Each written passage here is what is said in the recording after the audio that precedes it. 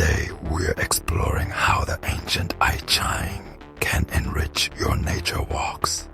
The I Ching uses hexagrams, combinations of lines representing yin and yang, to offer insight and guidance. Before your walk, consult the I Ching and note the hexagram you receive.